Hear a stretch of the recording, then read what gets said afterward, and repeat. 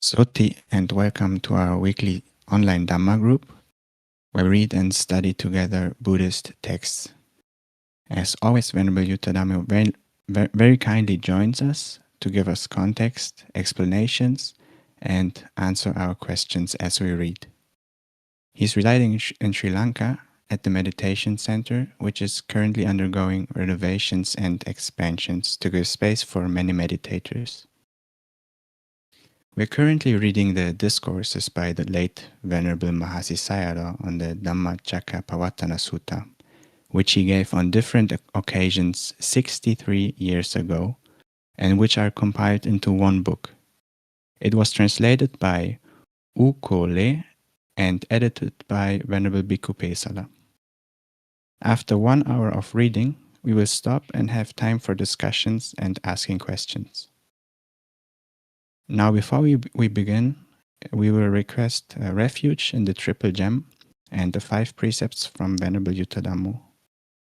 Everyone is welcome to take part in this wholesome deed and recite with us out loud. Is there someone who would kindly lead the 5 precepts for us while the others stay muted?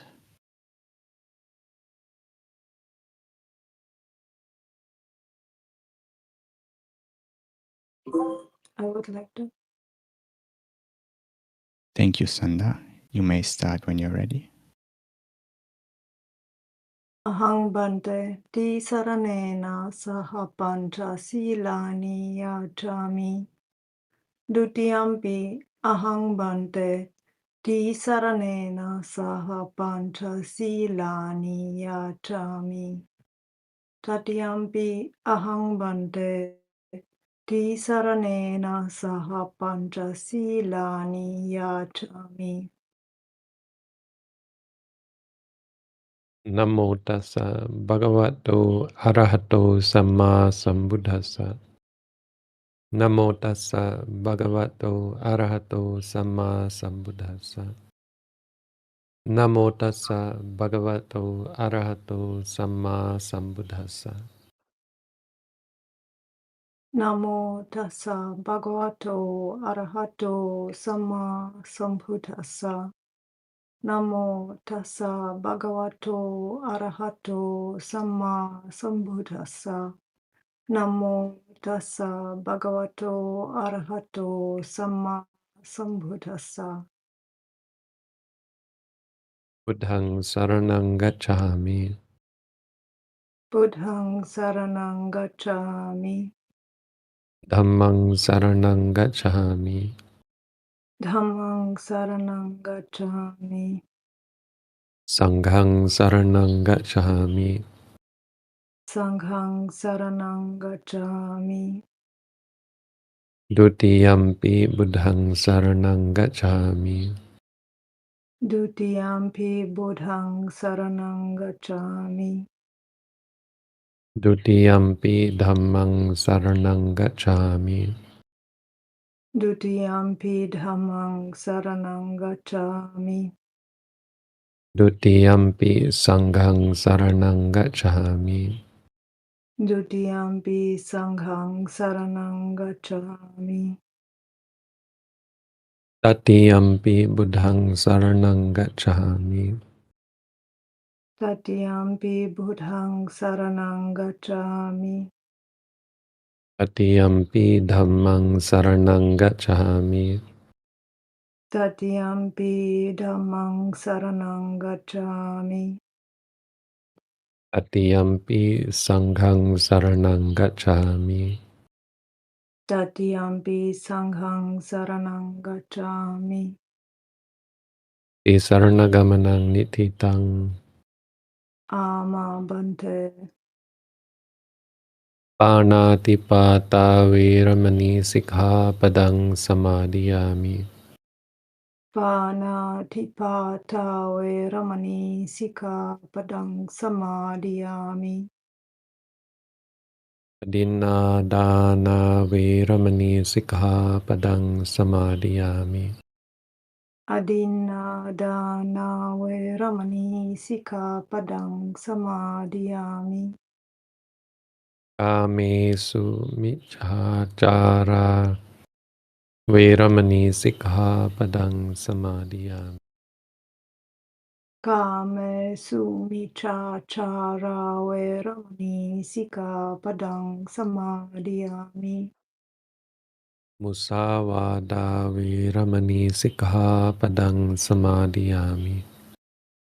Musāvāda veramani sikkhapadang samadhiyami.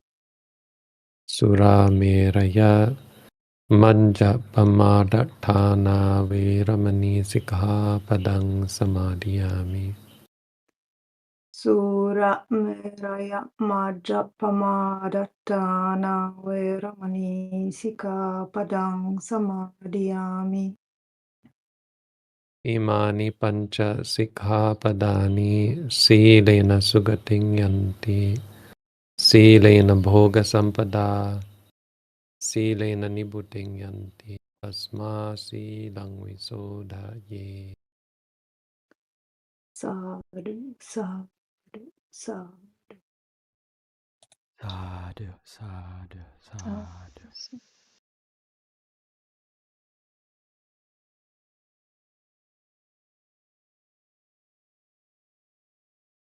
So we'll continue now with the text, and we are currently at effort without any benefit.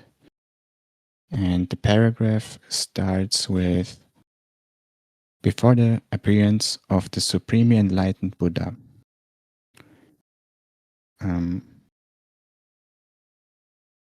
Remember, when we read to, please read each 2 paragraphs.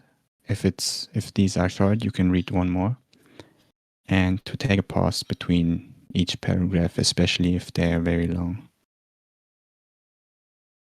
Mila, if you're ready, you can start now. Thank you.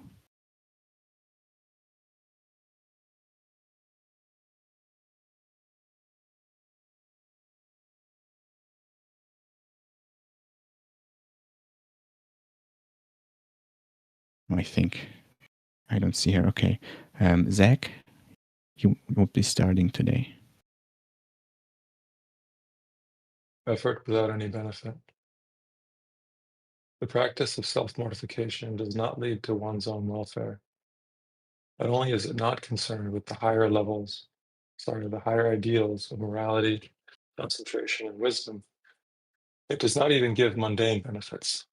Being without benefit and resulting only in physical suffering, the austere practices may even prove fatal to the overzealous practitioner.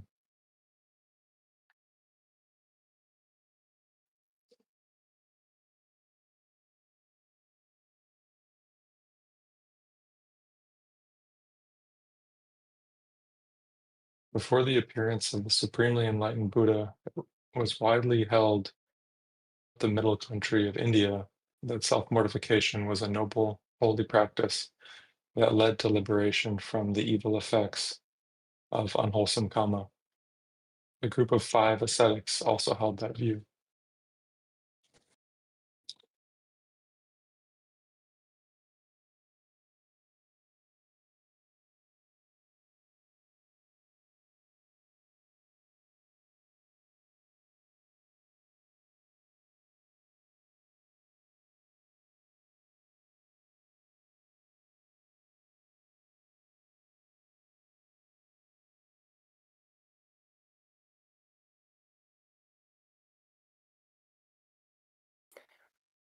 However, the Buddha said that self-mortification produced only suffering, and so was not practiced by noble ones, being impure and ignoble. It did not lead to one's own welfare. The Buddha therefore clearly advised those who had gone forth from the world to avoid it.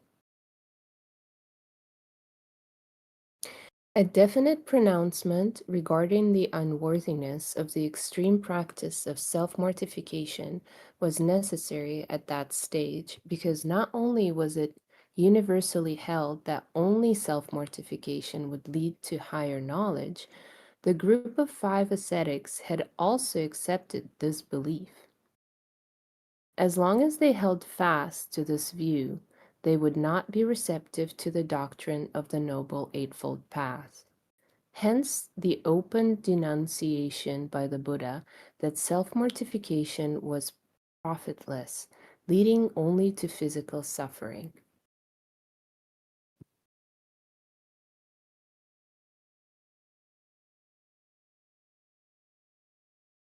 Wrong view is the greatest of evils.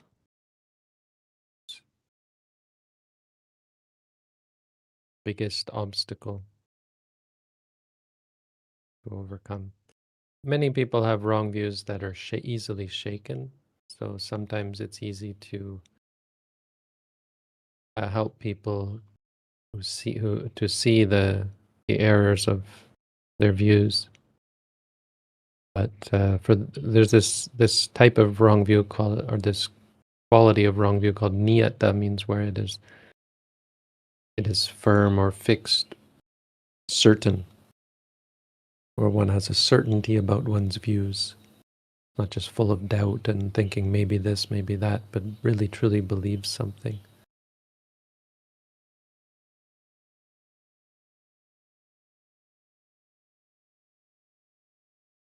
This view is,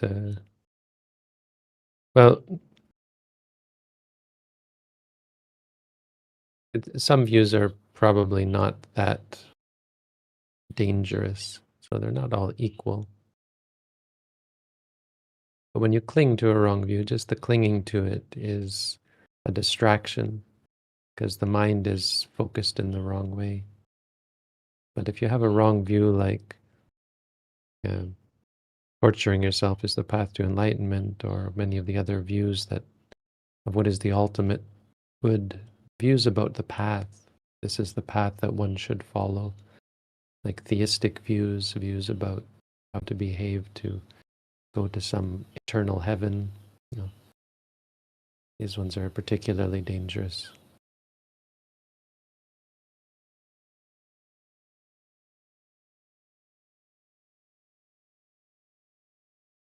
So their problem wasn't simply that they were torturing themselves, their problem was that they believed that to be the path.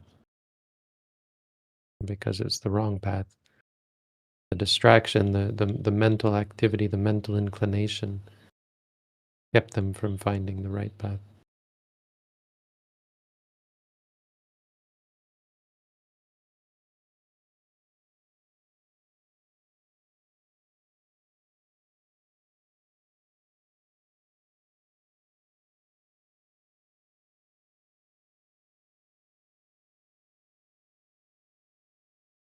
Lara, you may continue.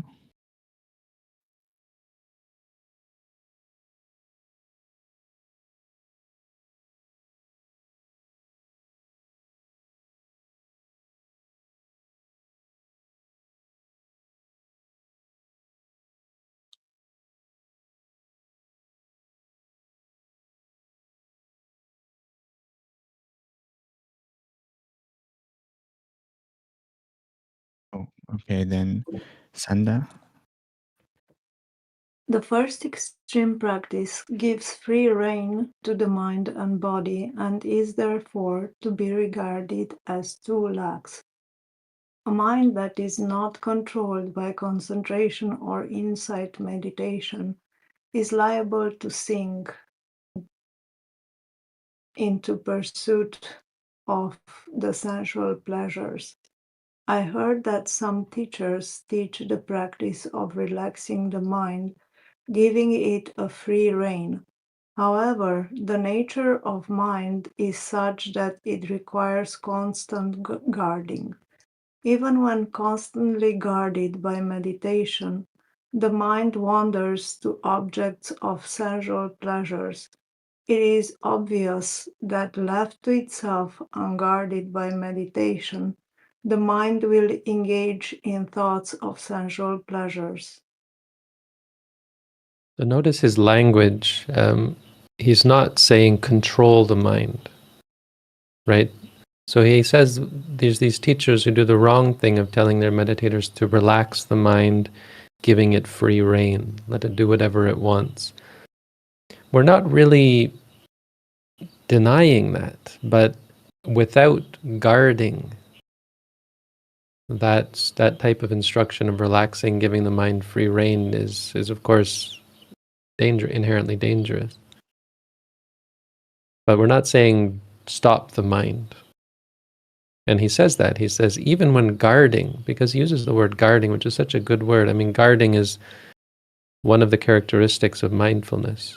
Arakha lakkhana, or rakhana, something like, it's, I think, characteristic function maybe of mindfulness is arakha, to guard the mind. But that doesn't mean control it. No?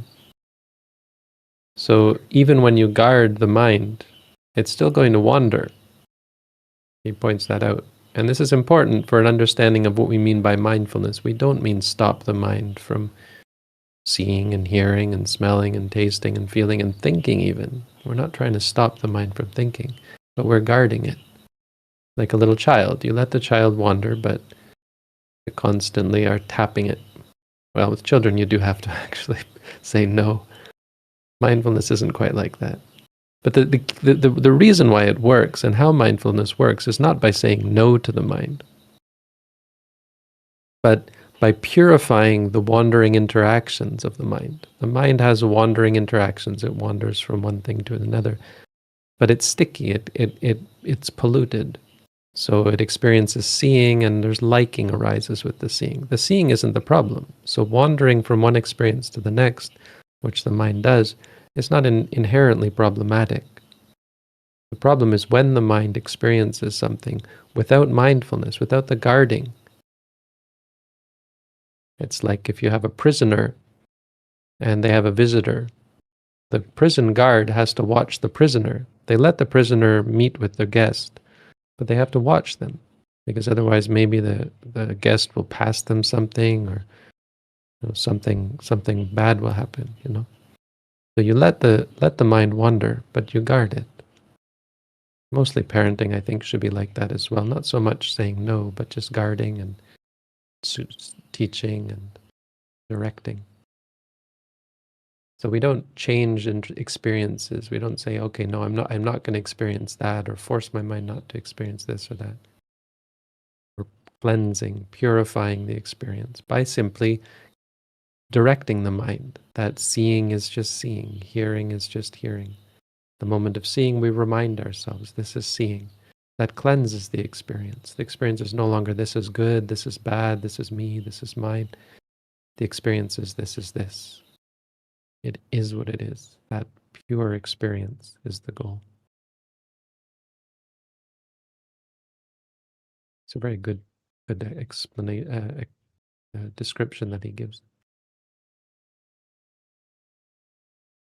But don't mistake it that he's not saying control the mind. Guarding is not controlling. I think the other thing about relaxing the mind is it's not just being objective. It is a active inclination. When you relax the mind, you're desiring for a relaxed state, which is a very common thing in meditation, and a real problem that we have with new meditators especially, or people who have preconceived ideas about meditation. They'll be automatically inclined to find ways to relax the mind. It's a very sort of insidious inclination of new meditators especially, where they think by default that should be obviously the goal of meditation, to relax the mind. But it's not that relaxed minds are a problem. It's that when you incline to relaxing the mind, you're no longer being objective. There's no longer a pure state. There's a partial state. You're partial to that relaxed state.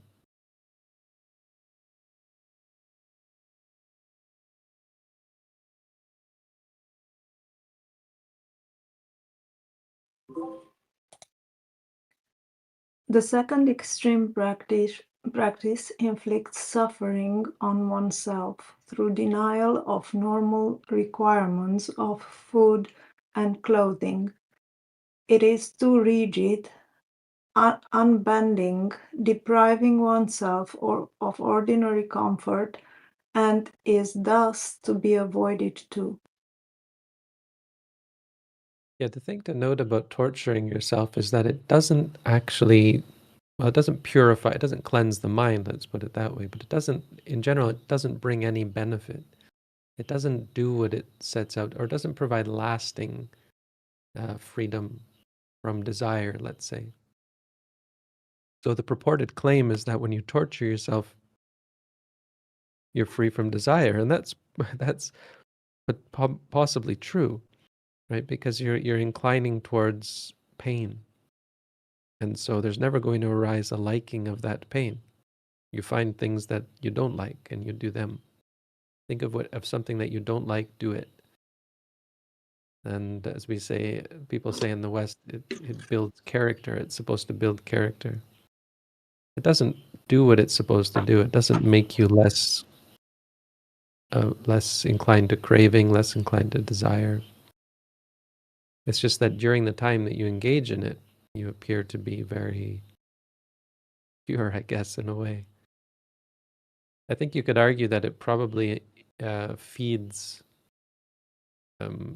aversion, anger, because you're intentionally engaging in activities that provoke disliking. I realize that, but there's a lot of missing language around the disliking. There's not a lot of discussion about freedom from anger, and I think torturing yourself is probably going to involve a lot of actual cultivation of anger.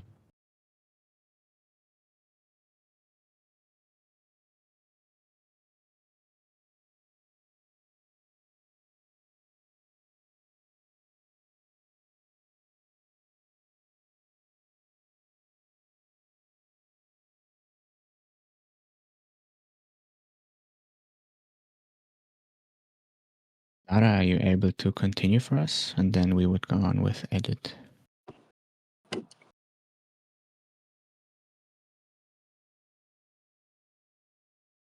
Can you hear me? Yes. Okay. And I'm supposed to read one paragraph or two paragraphs? You can read two. Okay. Wrong interpretation of self-mortification. A wrong interpretation as to what constitutes self-mortification is made by some teachers in contradiction to the teaching of the Buddha. According to them, the earnest, tireless effort required for meditation amounts to self-mortification. This view is diametrically opposed to the exhortation of the Buddha, who advised strenuous, unrelenting exertion, even at the sacrifice of life and limb, to attain concentration and insight. Let only the skin, sinews, and bones remain. Let the flesh and blood dry up. I will exert incessantly until I achieve the path and fruition. Such must be the resolute determination, as urged the Buddha, with which the goal must be pursued.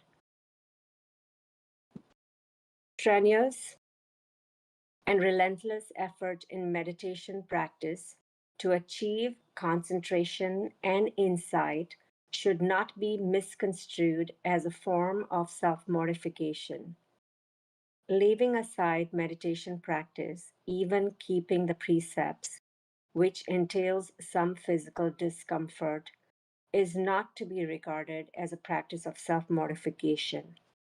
Young people and young novices suffer from pangs of hunger in the evenings while keeping the 8 precepts. However, as fasting is done in fulfillment of the precepts, it does not amount to mortification. So the meaning here is, I mean, in general, it's not self-mortification if you're doing it for some reason other than the pain, the suffering. So if you're not eating for the purpose of experiencing painful feelings, or for the purpose of the experience of the weakness of not eating, then that's wrong. That's self-mortification. But the logic here is that the precepts are valuable. We have a reason for keeping the precepts. Why are we only eating one meal a day? It's not to experience weakness or pain or hunger. It's to answer this question about answer this question about how to do the right thing all the time. And that involves, or how do you live the right way? And so this involves, how do you eat, or how much do you eat, in what way do you eat? And the reasonable sort of middle way that the Buddha came up with is eating one meal a day. This is the ideal, because it relates to craving, it relates to indulgence, it relates to all the wrong reasons why we engage in eating food. But it, on the other hand, addresses the problem of not eating at all. You want to have everything you do be meticulously related to spiritual progress. Then things like eating have to come into question. So keeping the 8 precepts answers this question about what to do about food. It's the middle way in regards to food. It's enough to survive, enough to practice, not enough to experience great pleasure, not enough to be a bodybuilder or work hard in the world or that sort of thing. Engage in worldly pursuits. So with all the precepts, there is the potential. I mean, with many things, there's the potential for pain and suffering, even for sitting in meditation. If you sit cross-legged, a lot of pain, a lot of people experience pain sitting in meditation, even walking in meditation. But you're not doing it to experience that pain. Not particularly. You're doing it to experience reality as it comes, in as neutral a way as possible. Walking is a fairly neutral activity. Sitting is as neutral as we can get. And the understanding is that over the long term, with practice, this pain and suffering, a lot of the pain and suffering that comes from sitting cross-legged is alleviated through practice. To some extent, that pain and suffering is something you have to roll with. At times stretching your legs for a beginner meditator, mindfully moving the legs, sometimes sitting against the wall in extreme occasions if the pain gets too bad, but eventually, slowly getting to the point where it's manageable and you're able to face it. It's like everything.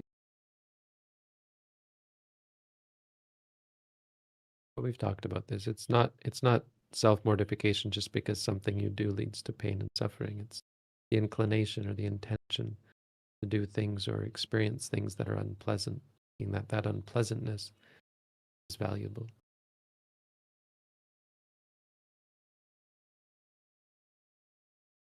That's self-mortification.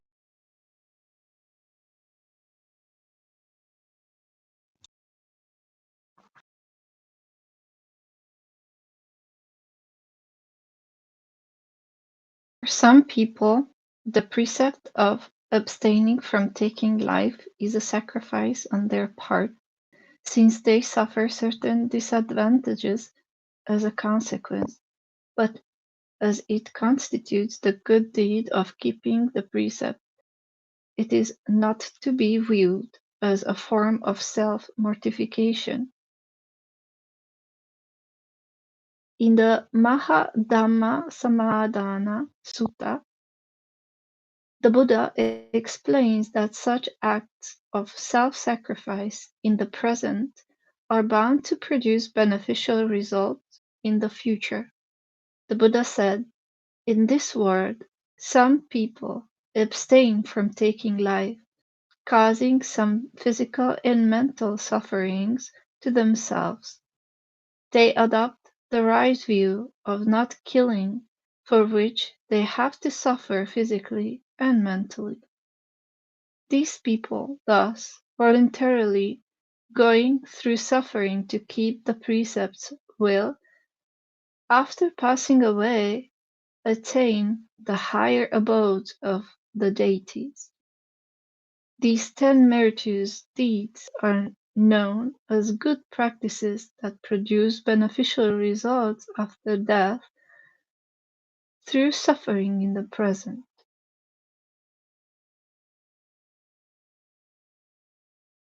Ante, what could this also refer because the only thing I can think of is mosquitoes, for example. You don't kill them even though they make you suffer. And what else could there be? Mosquitoes, ants. There's a lot of insects that we engage in killing. Cockroaches people kill, termites people kill. Even people who raise animals to kill, when they stop, that's a hardship for them. They raise animals for food.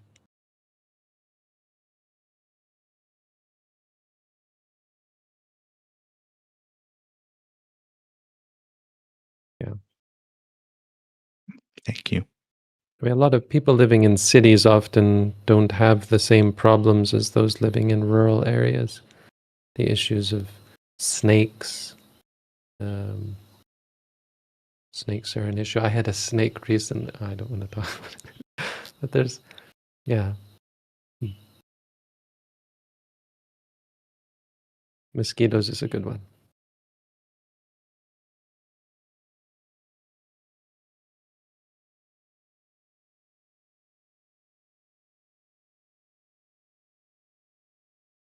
It's such a powerful thing when you first make the shift in your mind, give up killing. For one who is engaged in killing, it's such a freeing experience to finally clear your mind of that wrongness. To be able to provide freedom from danger. We pose a danger to all other beings as long as we're inclined to killing. And by giving up killing, we provide freedom from that danger. We have done a good deed to all beings by providing them with that freedom from danger from us. Great to think of yourself as being not a danger to others. It can be quite liberating.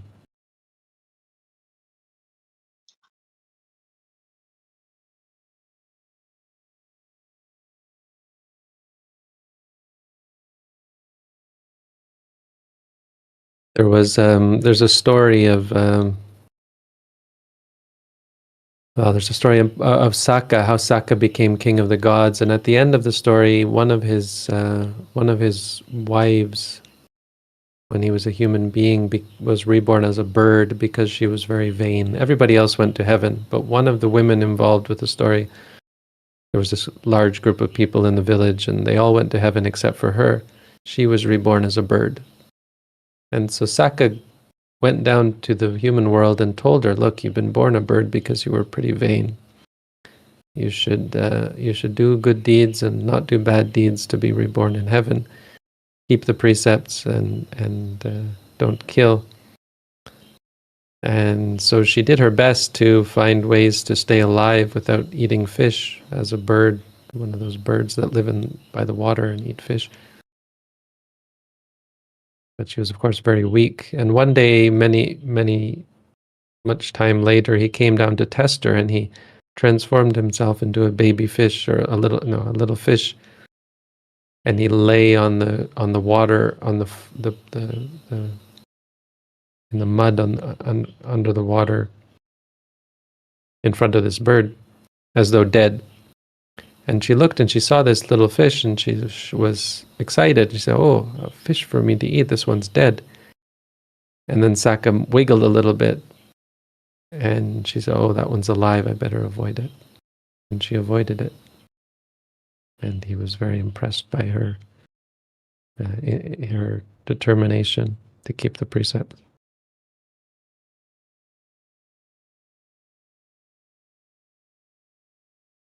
So an example of a pretty extreme example of the suffering that can come from keeping the precepts. Most animals don't ever have that opportunity.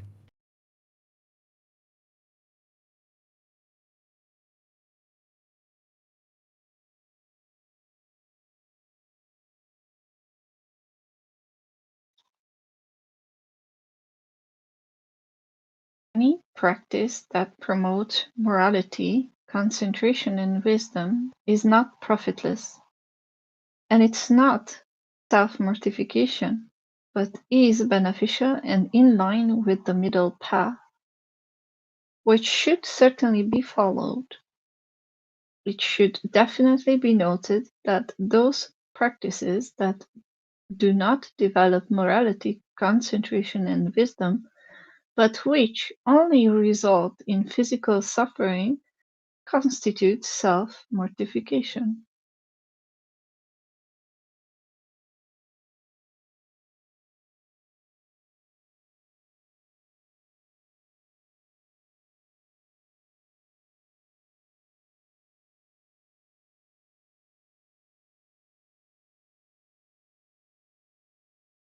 Misconception about contemplation on feeling.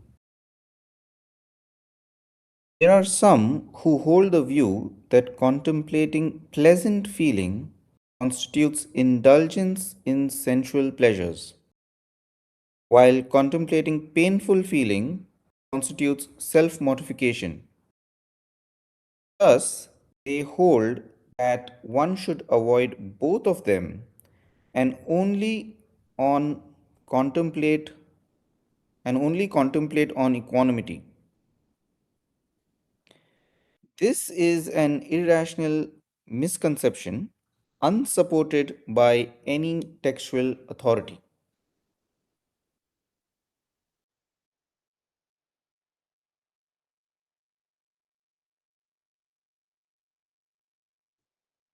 The Buddha definitely stated in the Mahasatipatthana Sutta that pleasant feeling, painful feeling, and equanimity are all objects for contemplation. The same statement was repeated in many other suttas. Thus, it should be definitely noted that any object in the category of the five aggregates is a legitimate object for contemplation. Very important point. Something that we have to repeat often.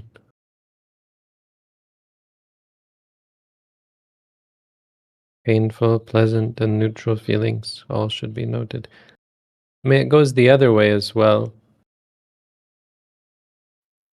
where people will not note pleasant feelings either. Some people are, it's actually quite common for meditators to be good at noting the painful feelings. We tell them to note them and they're good at it, usually because implicitly they think the noting will make them go away.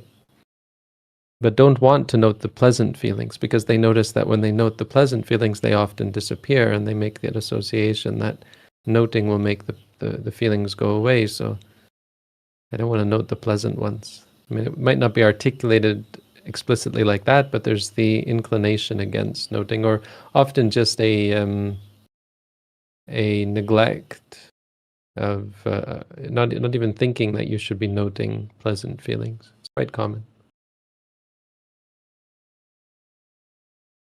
But also common to think that noting pain until it goes away is untenable, impossible, unfathomable. The idea that you should confront the pain and face it. Such a powerful teaching. Just this teaching on Vedana is so powerful and beneficial. If you just took all three feelings, it would be such a great benefit, such a great release and freedom from clinging. I mean, Vedana is where Tanha arises. Tanha comes from the improper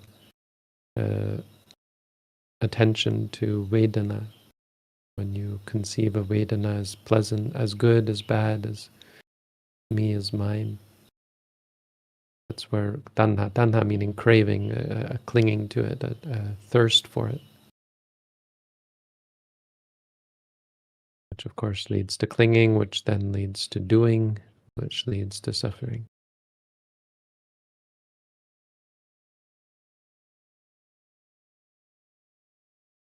Ante, by that logic in the first paragraph, wouldn't it then also be indulging in equanimity? If you avoid contemplating sensual pleasures because it's indulgence, and you avoid contemplating painful feelings, and you only focus on equanimity. Well, neutral feelings are often lumped in with pleasant feelings. They're on the side of things that we like quite often.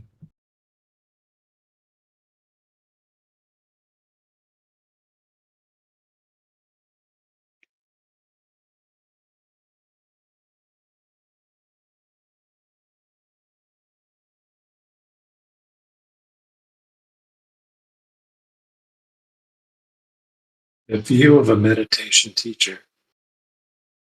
A lay meditation teacher is reported to have said, while engaged in the practice of meditation, taking up any posture, if one begins to feel tired, painful, numb, hot, or unpleasant sensations in the limbs, one should change posture at once. If one persists in the practice of mindfulness in spite of unpleasant sensations, one is engaging in self-mortification.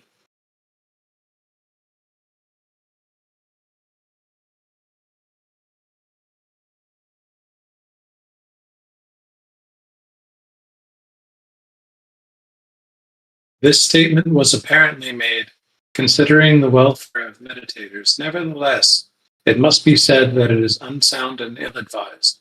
In the practice of concentration or insight meditation, patience, khanti, and restraint, samvara, play an important role. They are important for the successful practice of concentration or insight meditation. One-pointedness of mind can be achieved only through patiently bearing some bodily discomfort. It is within the experience of anyone who has practiced meditation in earnest that continually changing the posture is not conducive to the development of concentration. Physical discomfort has to be borne with patience. Self-control is not self-mortification, inasmuch as the goal is not suffering, but the promotion of morality, concentration, and wisdom in accordance with the wishes of the Buddha.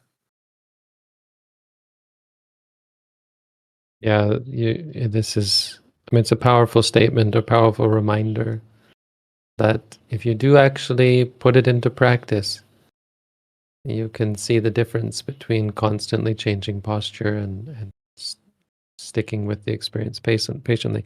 That being said, I think I mentioned there are groups that tell you to not move. There are groups that will tell you that as a challenge, you should try not to move, make a determination not to move no matter what. I guess you can't say that's really wrong, but I don't think it's reasonable. It's reasonable for someone who has depth of practice or skill in the practice.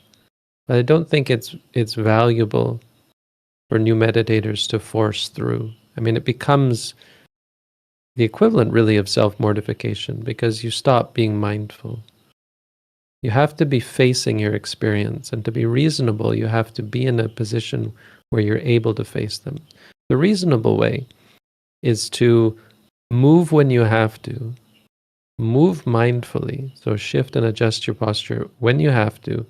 Every time you do it, make a determination to do it mindfully, note the wanting and the desire, and be clear in your mind that this is not the ultimate goal. This is not the final form of your practice. Your practice will not ultimately be like this. Your goal eventually is to not have to move. So for an advanced meditator, absolutely, it's the way. Even if there's strong pain, if you're able to face it mindfully, there's great benefit. There's certainly nothing wrong with facing it. But for a meditator who is suffering from the pain and disliking the pain and agitated by the pain, moving is the reasonable thing to do, moving mindfully, retreating temporarily with the acknowledgement that this is a crutch. It's a allowance that you give yourself as a new meditator. We had one meditator once, many years ago, who was having pain, and so the suggestion was made to sit on a pillow. You had to find another pillow and make it a little comfortable. And I watched him. So he had a pillow, and then the next day he had two pillows, and the next day he had a pillow on top of a pillow and pillows under his knees. And I can't remember, I think I remarked to him, I said, the goal is to go lower, not higher. You should be headed in the other direction. If you're headed upwards to more pillows and more comfort, you're doing something wrong. That's not the way you should be headed. You do have to face, and you have to be determined in your mind to go the other way, to be more patient and more able to bear things that you're not now able to bear. That's the direction you want to be headed in.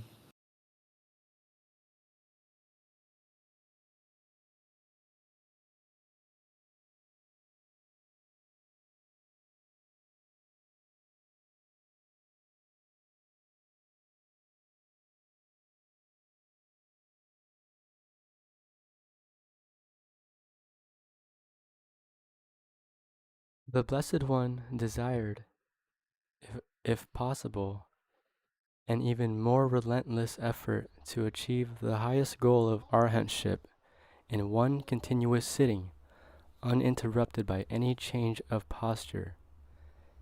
In the Mahagosinga Sutta, the Blessed One stated, "A bhikkhu who meditates after making a firm resolution, I will not break this cross-legged sitting posture until, through not clinging, my mind is liberated from the taints, asawa." Such a bhikkhu would adorn this Gosinga forest grove.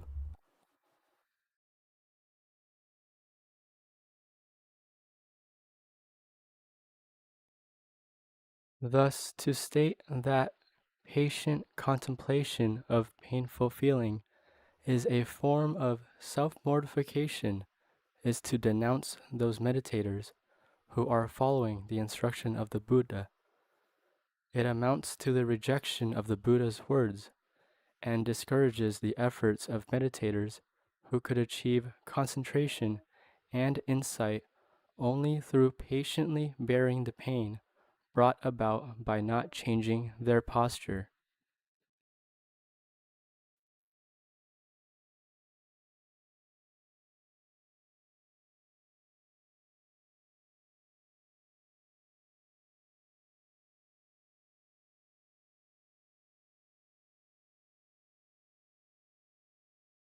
It should be carefully noted that the Blessed One advised in the Sabbasawa Sutta to endure suffering that is severe enough to cost even one's life.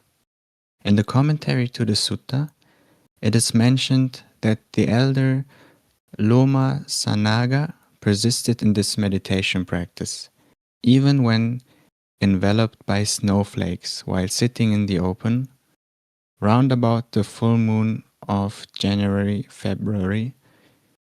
He overcame the cold enveloping him without giving up his meditation posture, simply by contemplating the intense cold of Lokantari Kaniraya.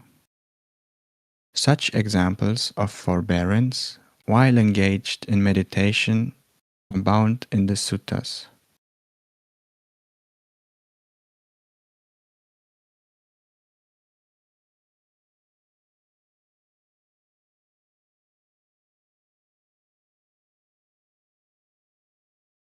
Thus, comparatively mild forms of pain, such as stiffness of limbs or hot sensations, should be borne with patience without changing the meditation posture. If possible, persistence should be maintained even at the risk of one's life, as it will promote self-control, concentration, and insight. However, if the pain becomes unbearable, the posture may be changed very slowly and gently to avoid disturbing mindfulness, concentration, and insight.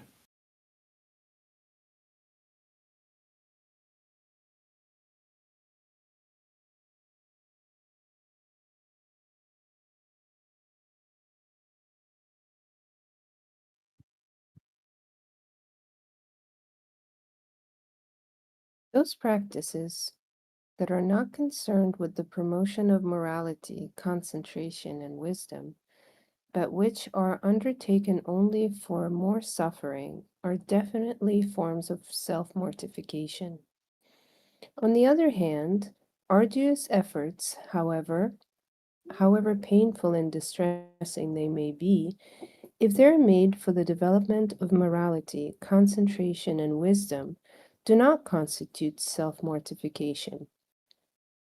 It must be definitely regarded as the middle path or the Noble Eightfold Path taught by the Blessed One.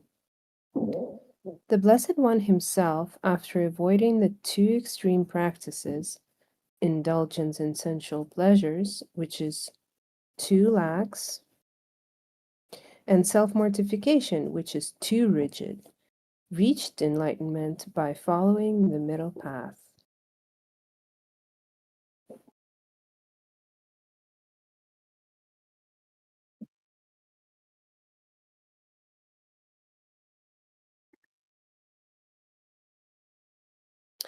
The middle path. Ette ko bhikkhave ubo ante anupagama majjhima patipada tathagatena abhisambuddha chakku karani nana karani upasamaya abhinya sambodhya nibbanya samvati. Apologies for my Pali.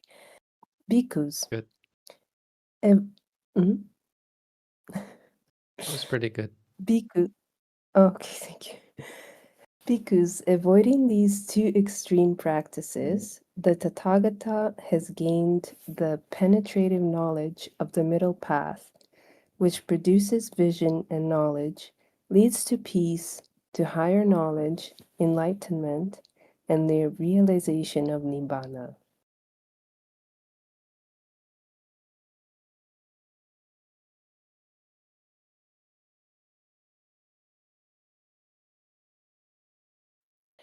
With these words, the Blessed One let the group of 5 ascetics know that after giving up the two extreme practices, he had found the middle path by means of which he had personally gained vision, knowledge, tranquility, and enlightenment.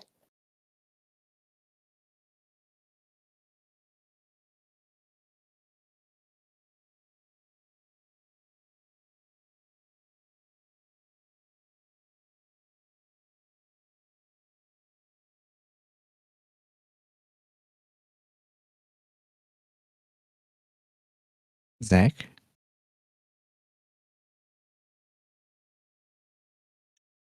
13 years, from the age of 16 to the age of 29, he had indulged in sensual pleasures, the path of extreme laxity. At the age of 29, he had given up the lax way of living by going forth from the worldly life. After that, for 6 years, he had practiced extreme austerity through self-mortification. After 6 years of rigorous training, he had not gained any higher knowledge. He had not benefited in any way from the training, and he realized that he had been pursuing the wrong path. Accordingly, he gave up the austere practices and resumed normal meals to fortify his physical strength, work for jhanic attainments through breathing exercises. The resumption of meals was a well-considered action taken purposely to enable him to engage in meditation on breathing, which is part of the middle path. As the food was taken in moderation, in a mindful way, it should not be regarded as enjoyment of sensual pleasure, nor was it self-mortification, there being no suffering through denial of food. Thus, it was definitely the middle path related to the two extreme practices.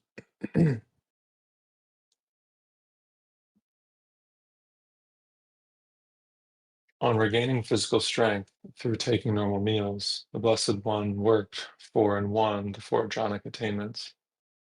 These absorptions are the preliminary path, Ubhagamaga, or the foundation for insight meditation, and thus constitute right concentration, one of the factors of the Noble Eightfold Path.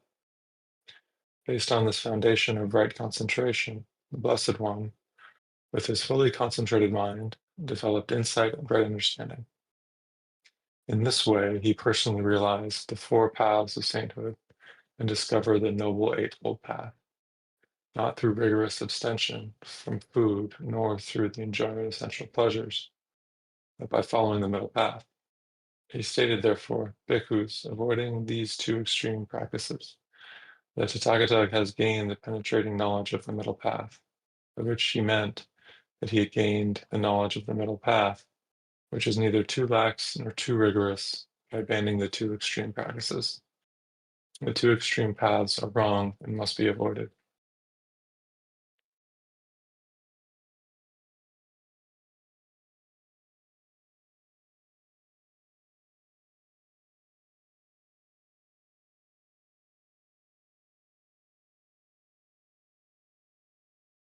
How to avoid the 2 extremes. Of the 5 sense objects, namely sight, sound, smell, taste, and touch, those objects that would not violate observance of the precepts or which would be helpful to the practice of Dhamma may be enjoyed. Eating suitable food and wearing suitable clothing contributes to the comfortable practice of the Dhamma, thus avoiding the extreme austerity of self-mortification. Necessary material goods such as food, clothing, medicine, and shelter should be used, accompanied either by wise reflection or the practice of concentration or insight meditation. Every time contact is made with the 5 sense objects, they should be noted as objects of insight meditation. By adopting a reflective mood or by noting these sense objects as objects of insight meditation, partaking of necessary food, clothes, does not develop into enjoying them with delight or pleasure, thereby avoiding the other extreme of sensual indulgence. The Blessed One therefore declared, having avoided these 2 extreme practices, I have understood the middle path.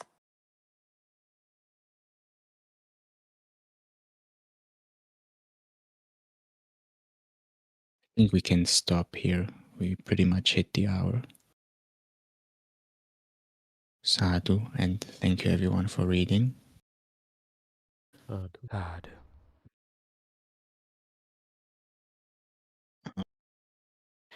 So the previous paragraph, Bhante, or maybe one before, where it says 6 years where the Blessed One practiced extreme versions of self-mortifications, it made me realize, or made me think about how long that actually is, like 6 years, where he constantly suffered extreme, like it wasn't just a few minutes or something, like pretty much the whole day, as I would imagine he would practice the whole day for 6 years.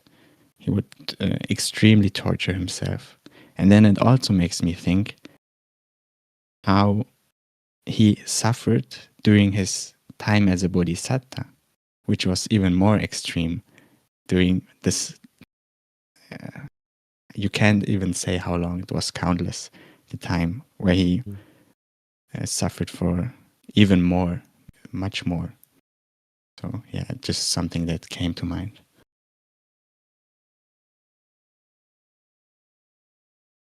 Yeah, and we all have that in common to some extent, our history of suffering. There are people who suffer horribly, people who suffer horribly even in this life, not to mention all the many lives they have gone through. Most of us have had periods of our life that were quite unpleasant.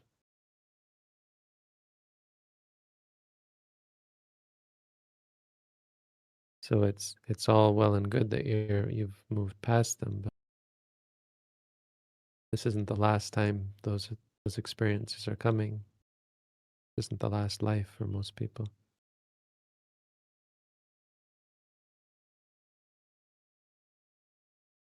Yes, this and what I was also thinking about, how strong the resolution of the Bodhisattva was. You cannot compare it to anything.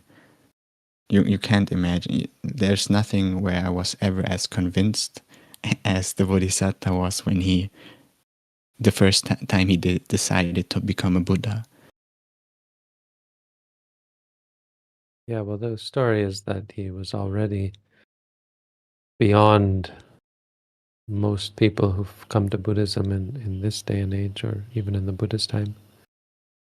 He was such that if he had listened to the Buddha's teaching, he would have been able to become an arahant immediately.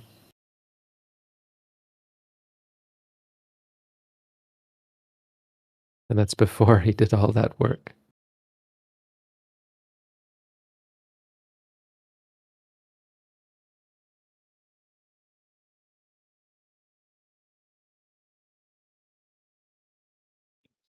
Thank you, Bhante. I also have a question. So I don't know if I remember correctly, but from the text it says that some bodhisattvas go to the Buddhahood quite quickly, I mean, in a couple of days. And there is the story why Buddha Shakyamuni took that long. But my question is, is it in the text clarifying that those Buddhas also go to the other extreme and then to the middle path, or directly to the middle path?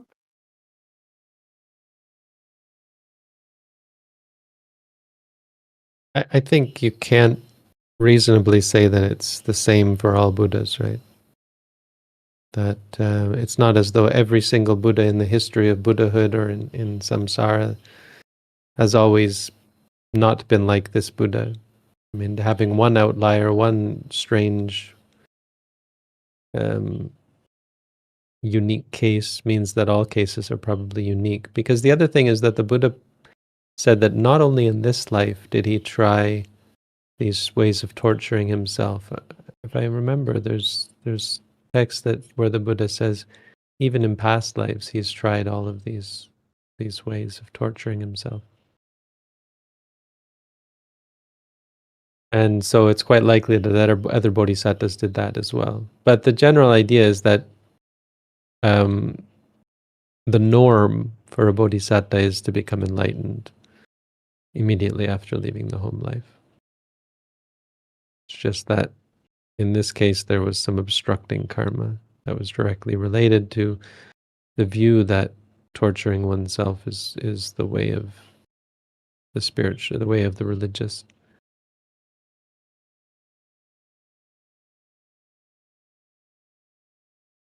Wrong view got in his way.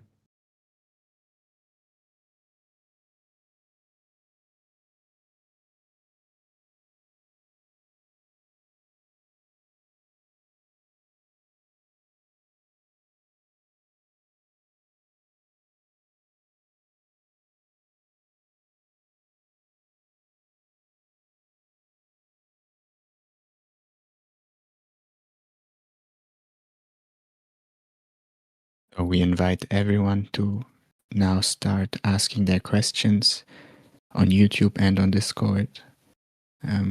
We prioritize meditation questions, more urgent questions. And if you have a microphone in the reading group, you can also use your microphone. And you don't have to ask, you can just unmute yourself and start asking your question.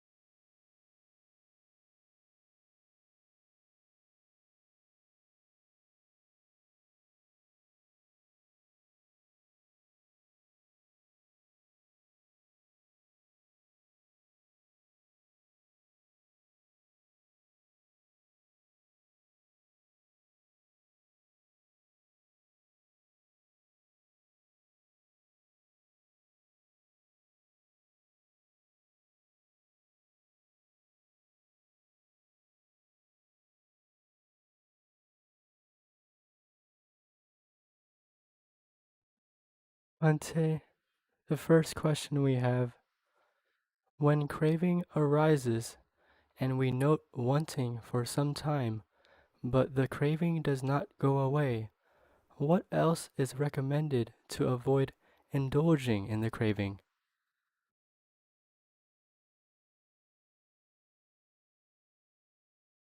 So there are three parts to addiction. There's the craving, there's the feeling, and there's the experience, the sense experience.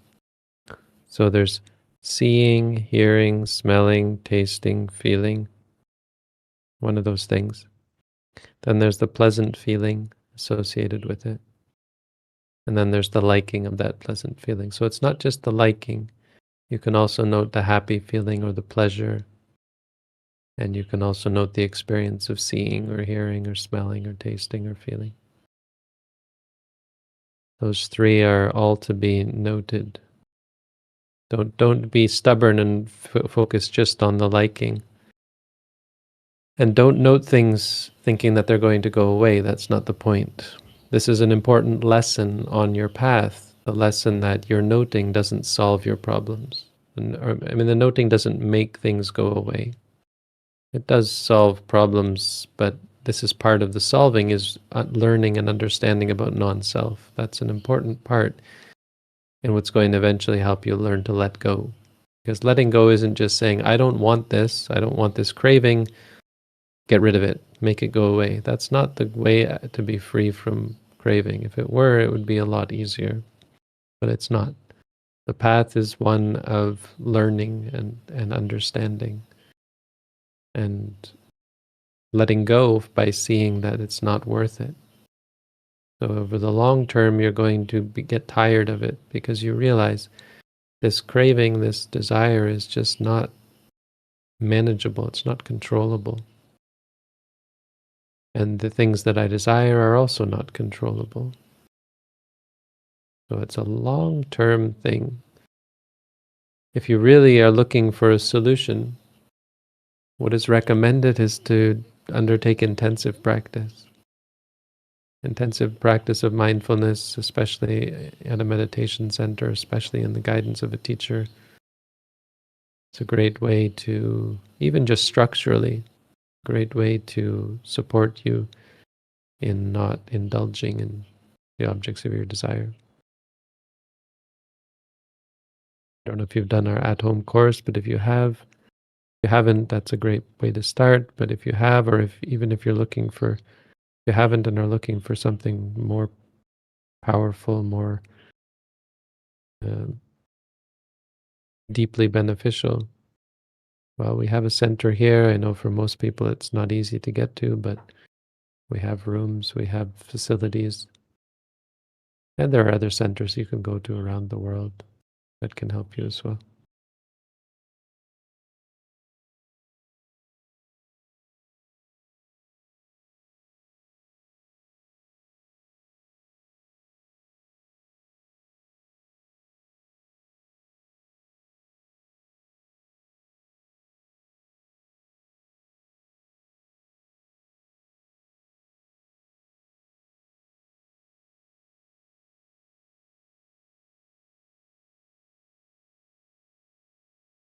The next question, Bhante.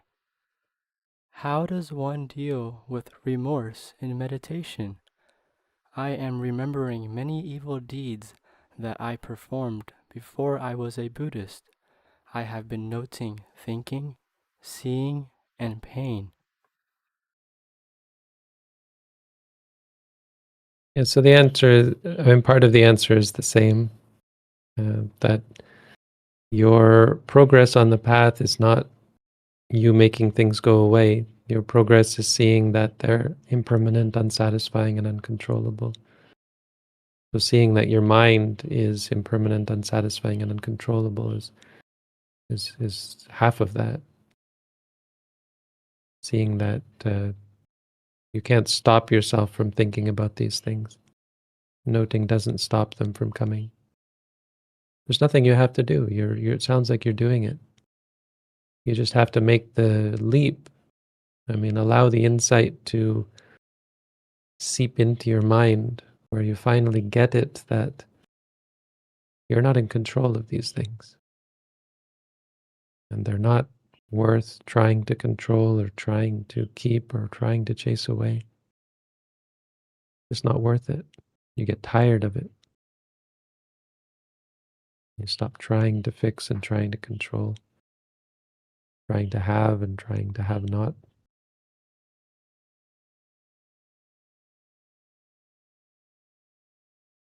So remorse is an experience, just note it. Memories are an experience, you note them.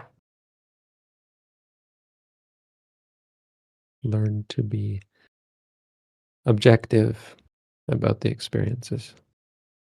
Cleanse the perception of the mind.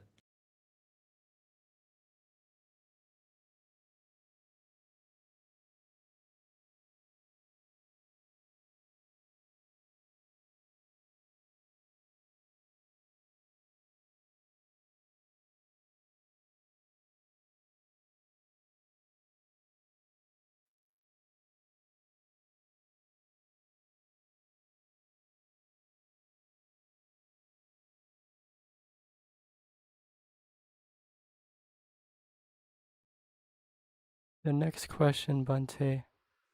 How do you tell apart pleasure versus liking? In Italian, we have one word, piacere. So what can I note? For example, I can just see I want a pizza, and then I enjoy it.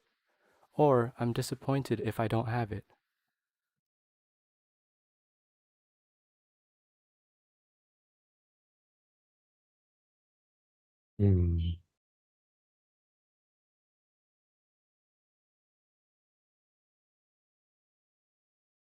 Second here.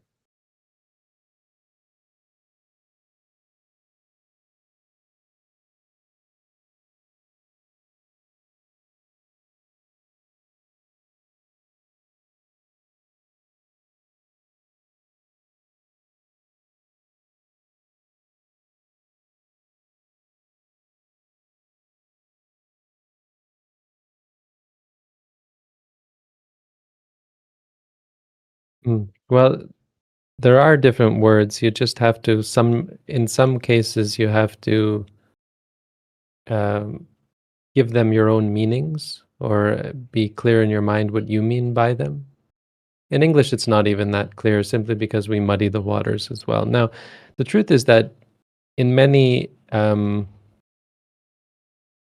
instances, or in instances of liking, there is often also pleasure at the same time. So liking is accompanied in the same moment with pleasure. So it's pleasant to like things. But it can also be equanimous. You can also be equanimous and liking something. You might not be pleased by it. It is possible to like something without having a pleasant feeling associated with the liking. At the moment of liking, it can be a neutral feeling. This is the Abhidhamma explanation. There are two kinds of liking in that way, based on the feelings. So that's a big reason why it gets muddied, is because there's often pleasure and liking at the same time. It seems like the same thing. So in that sense, it's not so much noticing which one is present. It's about which one is more obvious or more apparent. So at some moments, it's going to be apparent that there's a pleasant feeling. You can think of it as a happy feeling. You can think of it as a positive feeling. But you could say something like happiness. I know in Italian there is felicità. Felicità. There's also gradimento. Gradimento.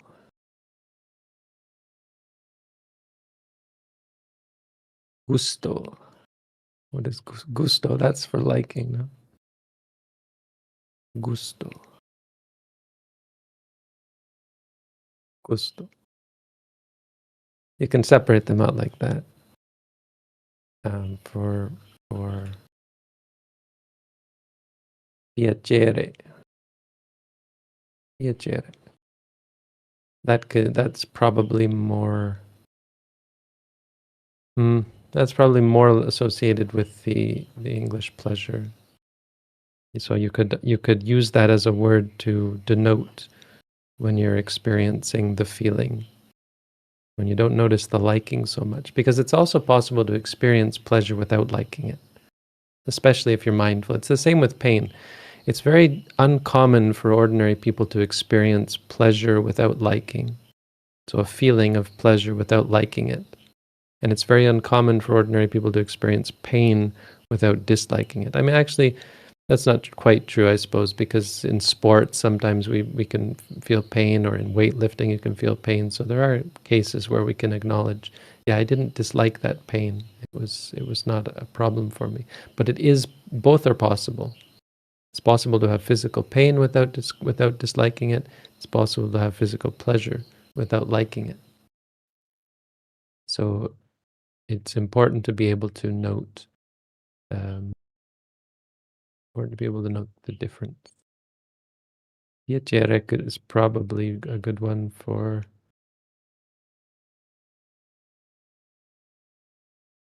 the word for happiness.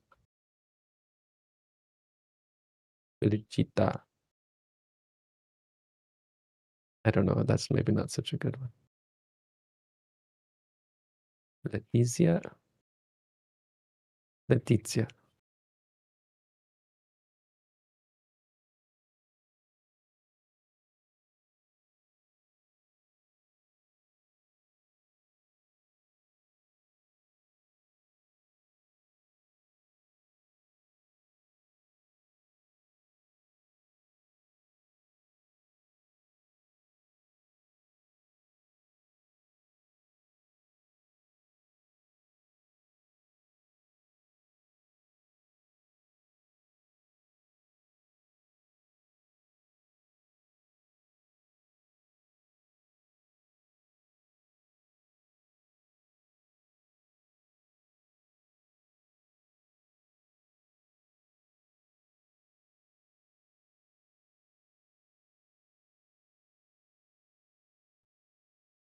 The next question, Bante.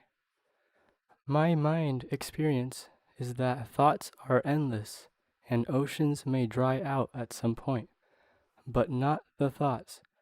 That particular thought came into my mind as I meditated. Then the thought continued that I'd just be noting thinking for thoughts. Otherwise, I will sink into a deep pit and won't be able to come out. And I can clearly see that there are only two things, body and mind. So my question is that thought experience guarding?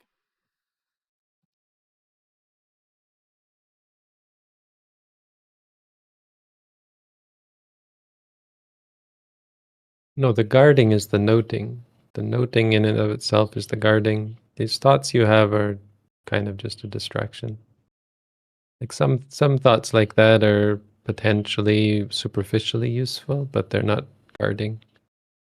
The guarding is the noting itself. So you should note the thought, thinking. If you're wondering something, you should note wondering. That's what's guarding the mind.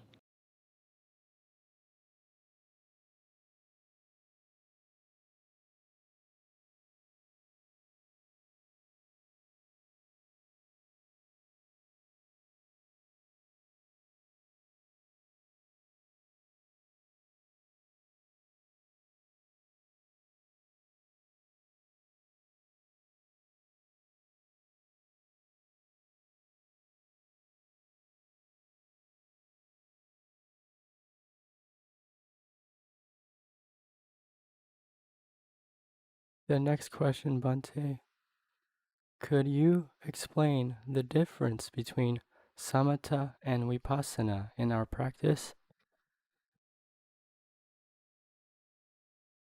So in our practice, you could say we have both samatha and vipassana. They are qualities of the mind or the qualities of mental development. But you can also say that there are two types of meditation, one that only involves the cultivation of samatha and one that also involves the practice of vipassana. So what we practice is the one which leads to the cultivation of vipassana. There are other meditations which are solely for the purpose of developing samatha without vipassana.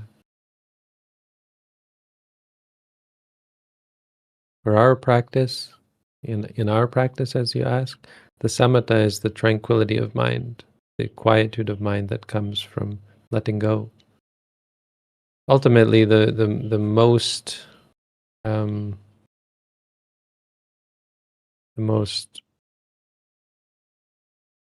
truest example of this is the truest type of samatha is the attainment of nibbana. Nibbana is the greatest samatha, you could say. But there is samatha that comes before that. Eventually the mind becomes equanimous. Now in our practice that doesn't seem very tranquil.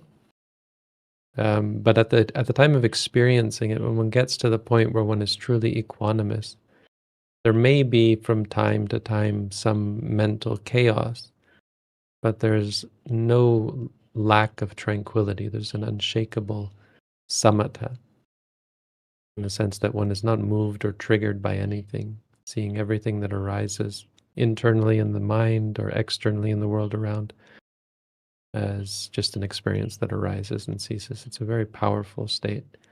That's the samatha side. The vipassana side is the knowledge and the clarity that leads to that. The clarity of seeing things as impermanent, suffering, non-self, as not worth clinging to, not worth getting upset about, not worth being triggered by, not worth getting caught up in.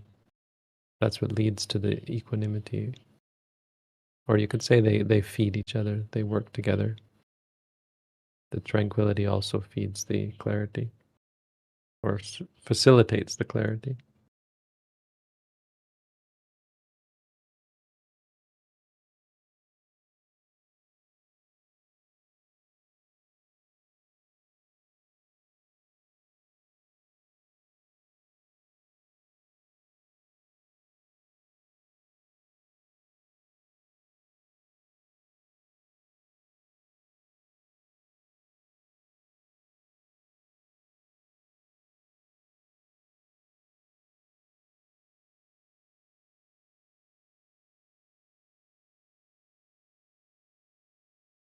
The next question, Bhante. For a lay meditator, our practices are guided by morality, concentration, and wisdom. For morality, we have the 5 precepts as our guide. As for concentration, what might be our guide? Or is it something that the meditator will experience himself/herself? I think the best guide is the Satipatthana, the 4 Satipatthana. They're your guide for the samadhi part of the path. You could also say the jhanas, but again, that's troubling. That's trouble. That's problematic because, or complicated at least, because the jhanas can be referring to either samatha or vipassana or the super mundane state, so it's complicated. A better guide is the 4 Satipatthana. They're the guide to not only attaining the jhanas, but to attaining the type of concentration that allows you to see clearly. The concentration which is focused on reality, as opposed to being focused on a concept.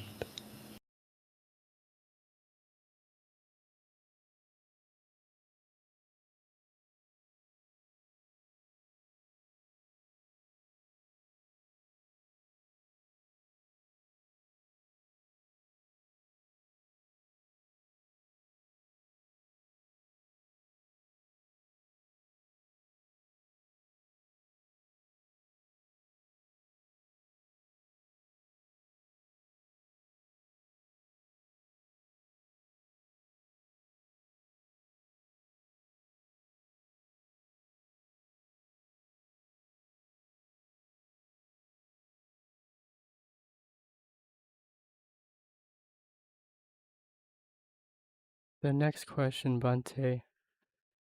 Is keeping the mind focused on the 4 Satipatthanas without noting still able to give rise to mindfulness? There are times when noting gets tiring or is too palpable. Switching to awareness without noting helps to calm my mind. Can it be helpful to switch between noting and awareness without noting? So no, it doesn't really lead to mindfulness in any appreciable way. But again, this gets back to what I was saying earlier about the desire for calm feelings, what Mahasi Sayadaw was saying. He made the mistake of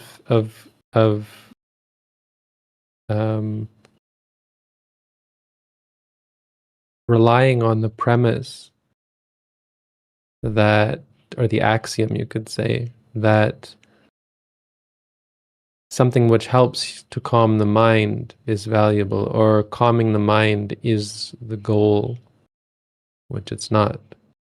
And you open yourself up to the quite probable likelihood of wanting calm states and preferring them over that which you find unpalpable.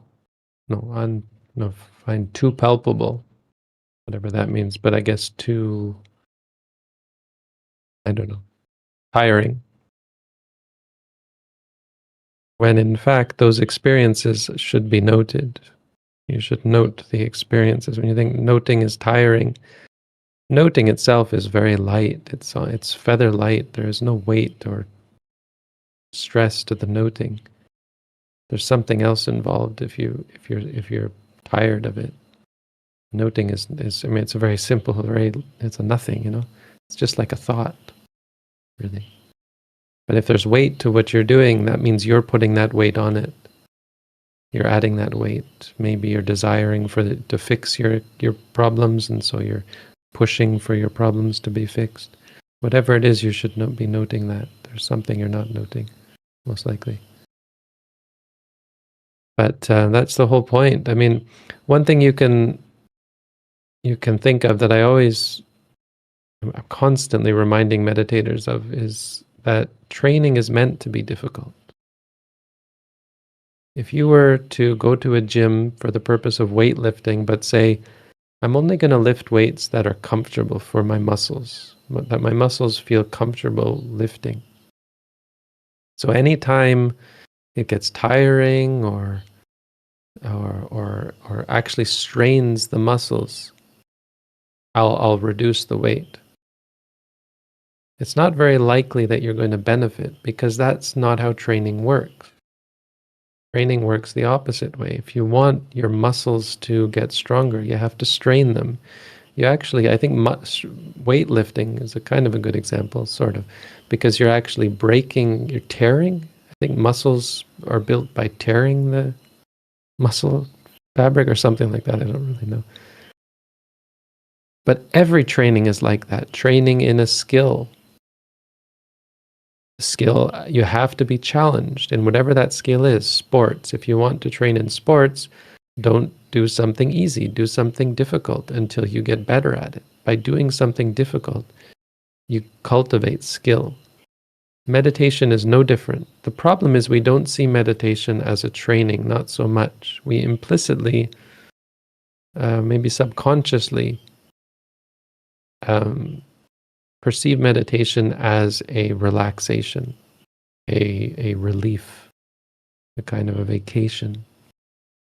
I'm not saying you do, I don't know what the case is, but it can still be implicit. You know, still be subconsciously, there can be the idea that it shouldn't be like that. You have to think of meditation as a training. The Buddha was constantly talking about training, sikha. Sikha means training. The 3 sikhas. Sila sikha, training in morality. Samadhi sikha, the training in concentration. And panya sikha, the 3 trainings, the training in wisdom. It's a training. And if you think of meditation as a training, you should be more open to difficulty. It's supposed to be difficult. You're actively trying to challenge yourself. And it's actively something that should be uncomfortable, not necessarily unpleasant.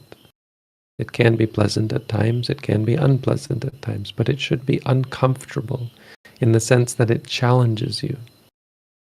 Challenges you to face things that you don't want to face and to stop seeking out things that you prefer. Stop going to both extremes of liking some things and disliking other things, or chasing after the things you like and running away from the things that you dislike. So the whole point of it is to face those things, whatever comes. When you have these experiences of being tired of it, or bored of it, or overwhelmed by it, facing that is a very important part of the practice. Ante, would you say this analogy of the muscles would especially apply to patience, to Khanti?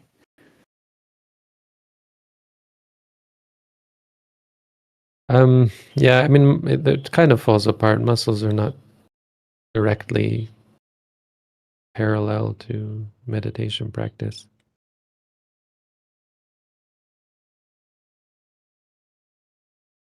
But patience is special, and mindfulness is special because it's not fighting. It's not running and it's not fighting. There's a Thai saying that my teacher from time to time would mention, "Ya ni ya su ya yu ya bai." Don't run, don't stay, don't fight, don't go. No, don't run, don't stay.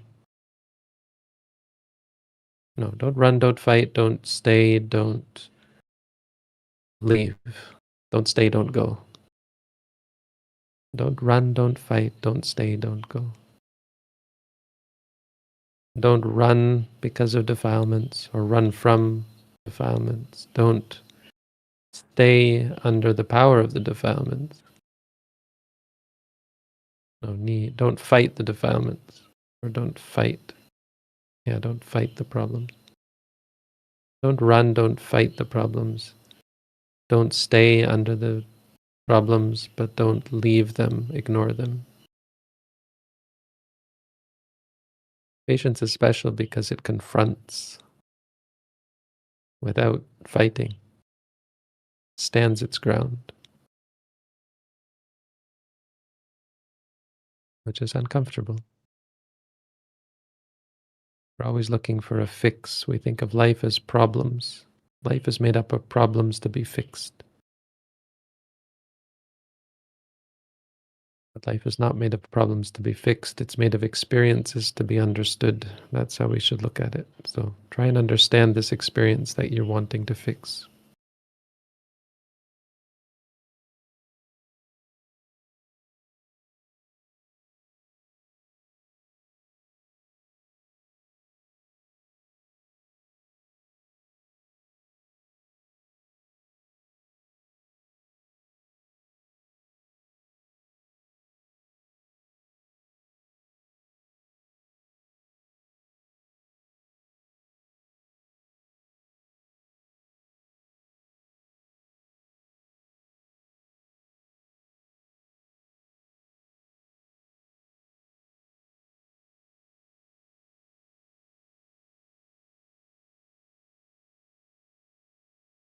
The next question, Bhante.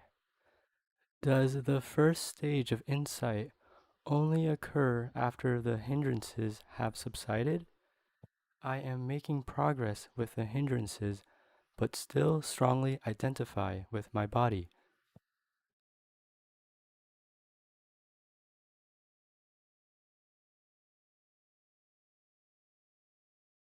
So it's kind of a misconception of what we mean by subsided, because the answer is yes, but that's always only temporary. It doesn't mean the hindrances subsided and never came back. It means that when the hindrances subsided due to mindfulness, there was enough clarity to see clearly, or to see the Namarupa Pariccheda, to see the separation between body and mind. The first stage of insight is just seeing the physical and the mental as the two constituent parts of reality. That beyond the two constituents, there's nothing else.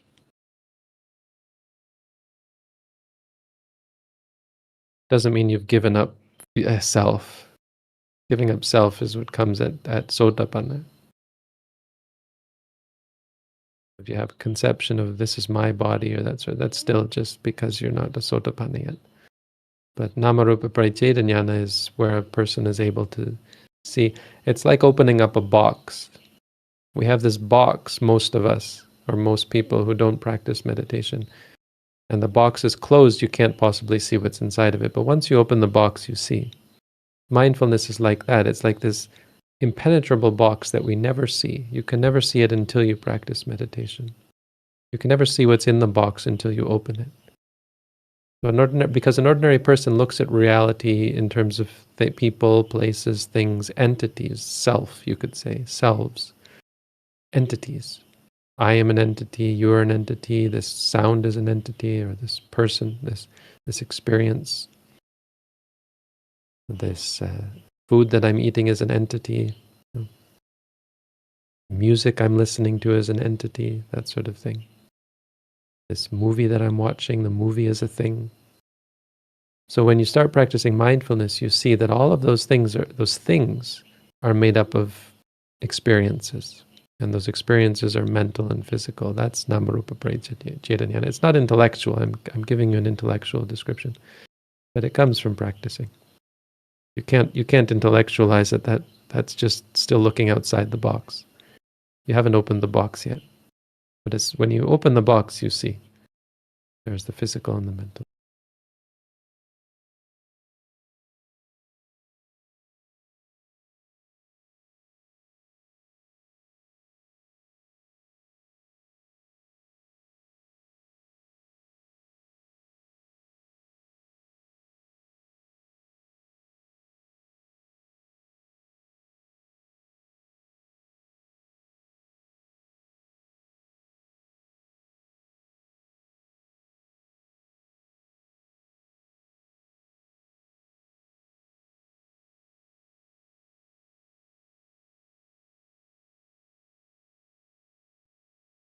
The next question, Bante.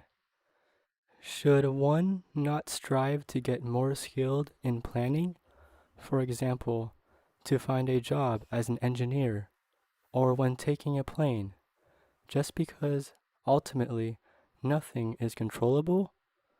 When is it laziness and when is it wisdom?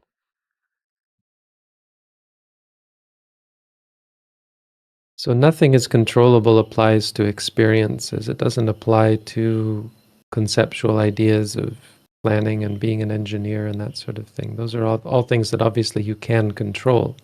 It's just that on a fundamental level, none of that has selfness to it. There's no self involved. But that only comes from practicing meditation. In terms of what you do in the world, conventionally, even the Buddha controlled many things. He exerted control over many things. It's just, well, you couldn't say quite control. He exerted influence. He just never saw it as the idea of control. It was just what to do at this time. So an enlightened way to live in the world, because even monks and even arahants live in the world, is to do what's right to focus on what's right at the present moment. Whatever is right or whatever is reasonable is another way of looking at it. I like the word reasonable. It's so deceptive because you think reasonable and you think, oh, well, that's easy. I'll just do whatever, If it's not unreasonable, I'll just do that. The problem is, if you take a deep dive, reasonable is the most difficult thing. I think I've mentioned that here because in the context of this sutta, it's very important. The middle way is about being reasonable. It's so difficult to be truly reasonable, far beyond what we think. You think reasonable is, because the way we use the word is very just sort of, there's a realm of what is reasonable, but reasonable, you have to have reason. And there are good reasons and there are bad reasons. Bad reasons are not reasonable. So you need the right reasons. But you can focus on being reasonable and not doing something which is extreme, like giving up your job and going and living in the forest. That's not, that could be the reasonable thing to do, and in many cases it is. But it's not reasonable to take extremes like that and just say, I'm going to give up everything.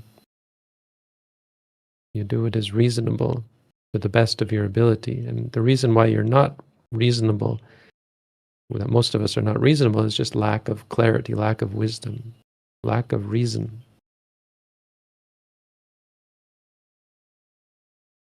So living in the world, you take it like that. But at the same time, cultivate meditation practice. And if you're really keen or interested, taking up intensive meditation is, of course, the best way to go. Give up seeking out an engineering job, or seek out taking a plane and go and live in the forest. You can do it. It can, if you're looking for the real answer to your question. That's the best answer. But there are answers on many different levels. So to do all those things that you talk about, you can do them mindfully and apply mindfulness while still doing things in the world. But skilled at planning is not a great skill. The best skill in regards to planning is to focus more on the present and plan when the present moment dictates that that's the right thing to do in the present moment. But the best skill you need is to be in the present moment, to have a clarity about the present moment.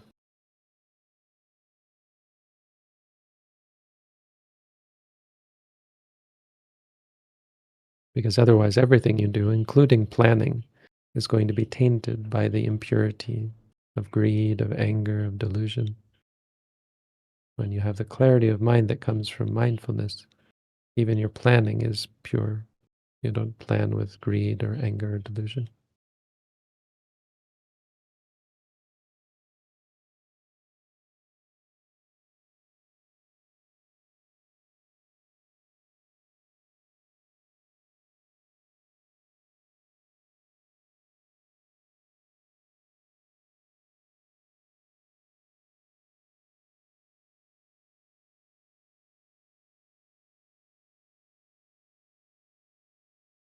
The next question, Bhante. When I recognize that I was thinking that, it happens after the fact. It's not like if I feel tension that the recognition happens simultaneously. So with thinking, the recognition won't happen in the present moment. Could you please comment on this? So the noting doesn't actually happen simultaneously. It's just that after noting, you notice that it's still there. But the noting actually technically happens after the thing that you're noting. If you think about it, you'll realize it has to be that way. You have to first experience it and then make the determination to note it. It could never actually happen at the same time. It's just there's a perpetuation of further experience after. So with thinking, that doesn't really happen because the mindfulness interrupts that consecutive nature, or the chain of thought. So everything is going to be noted just after it happens. That's not unique to thinking. It's just that you notice, oh, it didn't continue. But when you know that you're thinking, you make the determination to note thinking, and as you note thinking, it's gone already, of course, because it's been replaced by the noting, just as everything else is. So just do the noting, even just noting once, thinking.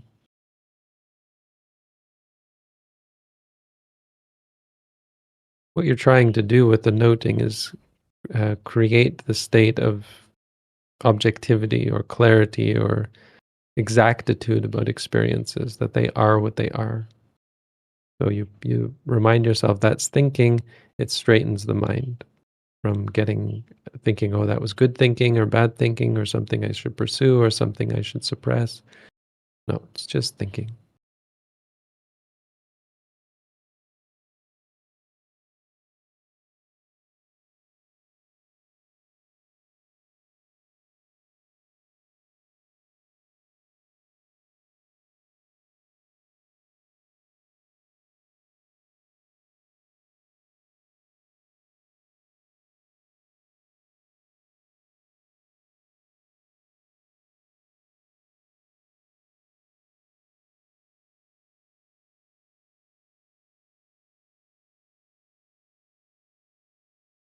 The next question, Bhante. Could it be problematic to associate closely with Buddhist monks and lay people who have different views of meditation and at times teach the Dhamma with an emphasis on their own meditation views? These are the only Buddhists in my local area, so I like to visit and associate with them. But I think doing so might cause me to doubt my own meditation path because it's different from theirs.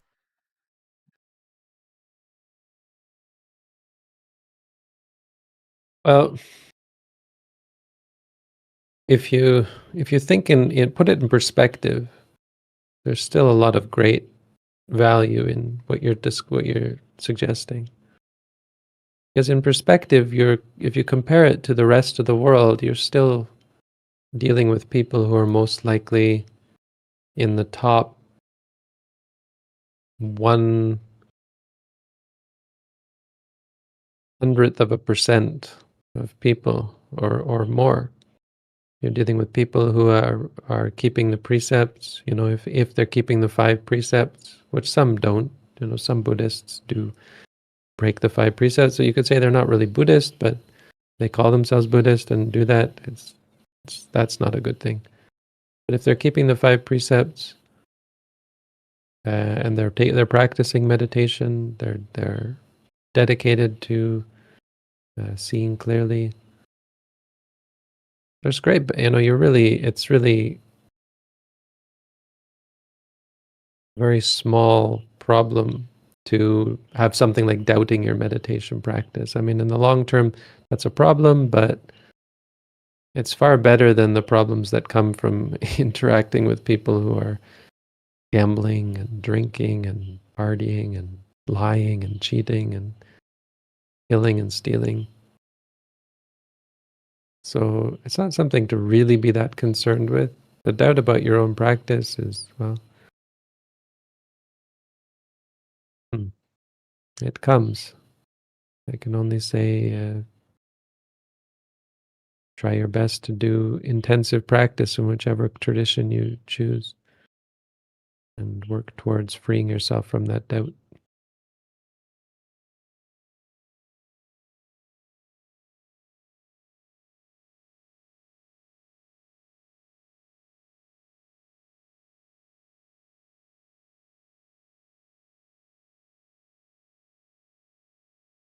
Doubt is a hindrance, but it's also can be an object of meditation, and it's a great object of mindfulness. You doubt and say to yourself, doubting, doubting. It immediately disappears if you're sincere about it, because you're certain, you're sure. There's a certainty when you say doubting, because I'm doubting. So that certainty banishes the doubt. The mind is no longer doubting because it is sure. That's a good quality. Doubt is a bad quality. So when you say doubting, doubting, and then there's certainty in the mind, that's strength of mind.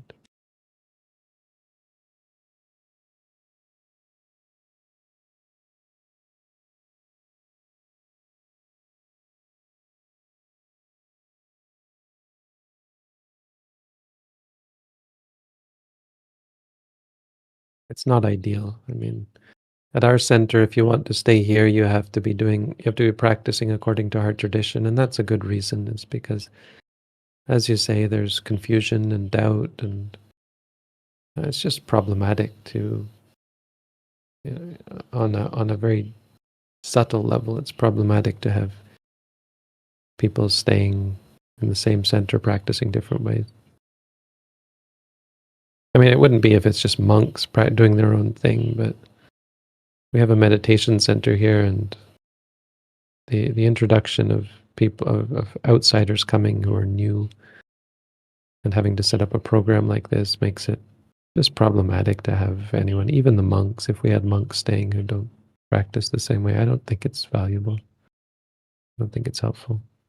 But it's such a subtle thing, right? And many monasteries exist that are fruitful, where the monks practice in different ways. It's just not really for a meditation center. I wouldn't be too concerned, but it's good to acknowledge that the differences do cause friction or trouble on a subtle level.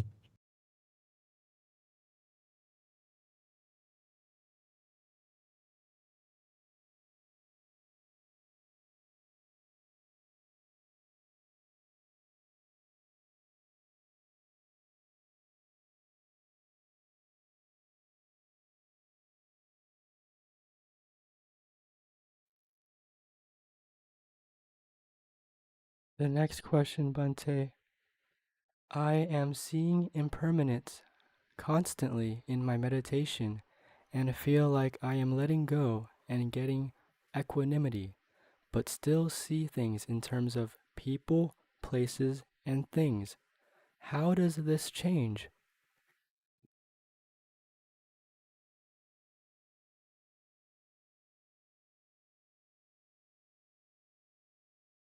Well, if you really want to see it, you have to best do intensive meditation. But you're seeing it every moment that you note. You're seeing not people and places and things, you're seeing experiences. It's just the mind isn't sharp enough or clear enough or focused enough. So if you have a chance, do an intensive meditation course, then you'll really be able to clearly see it. You can also practice, if you like, during the at-home course, I think many meditators eventually practicing an hour or two a day eventually are able to break through that perception of people and places and things. It's temporary. You still go back to seeing. I mean, you still do have the arising of this is a person and so on, but it does change your perspective. I mean, because the attainment of Sotapanna really does that. But even getting to Bhanganyana is a very powerful experience. A sign that one has the focus and the clarity of mind to see things as they are, to see seeing as seeing, hearing as hearing, smelling as smelling, tasting as tasting, feeling as feeling, thinking as thinking.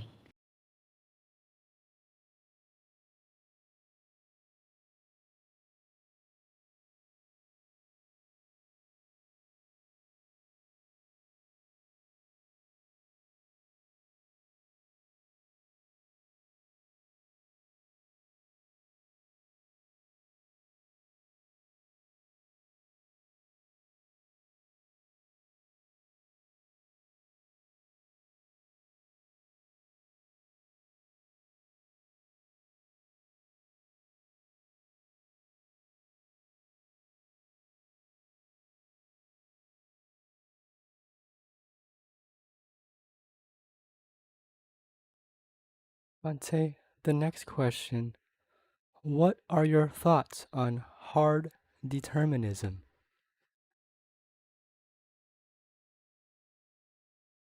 I don't have any thoughts on that.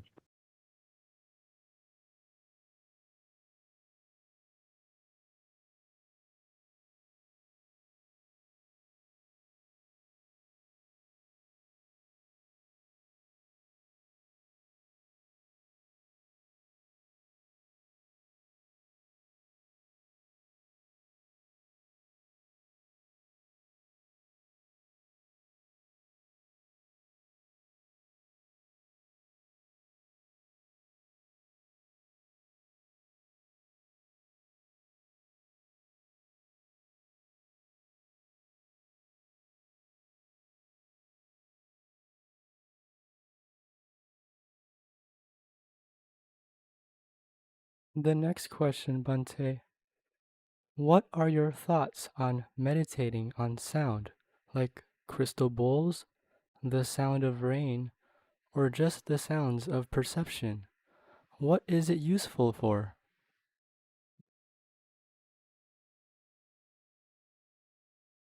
So meditating on all those things is just the same as meditating on any sound. But it sounds like you're talking about purposefully choosing certain sounds and valuing certain sounds over other sounds. I mean, there's always sounds. There's the sound of my voice right now. But even after this session, there's going to be more sounds in every waking moment of your life. I think the main problem practically that's going to come from someone choosing certain sounds, well, I mean, there's two problems, but the first problem is that they're choosing, is that there's a not just partiality, because that is a potential, but not always. There's the choosing and the trying to gain something, thinking that if I do this, this will be better. No, so I make this sound or I make that sound, and something, it facilitates, that sound facilitates my meditation, which is ridiculous. I mean, from a perspective of Buddhism, it's not of any, I mean, look at the Buddhist teaching and see if you find anything remotely like that, and I guarantee there's nothing remotely of that sort. It's just absurd to think that that would be somehow a Buddhist practice.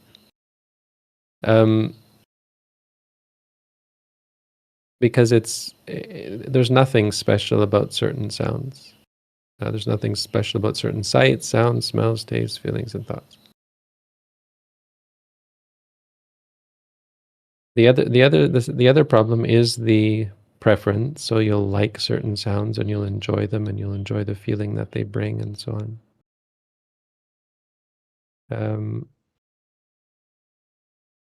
Yeah, no, I guess that's it. On the other hand, if you have a very simple sound, then the best I could say that it could give you, if you find some sound that is very simple, single sound, I'm not talking about multiple different sounds, one sound. Like, let's say the sound of a what did you say? Crystal bowl. So suppose you have a crystal bowl and it makes a sound. And, well, I don't know. I mean, I think crystal, I think the best example would be I guess a crystal bowl might work, but not really. The best would be a computer-made sound. Tone. Like a tone, a very simple tone. Without sounding like a bell or a crystal or anything like that, the very simple sound. The best you could say is that it might lead to samatha, or probably could very easily lead to samatha.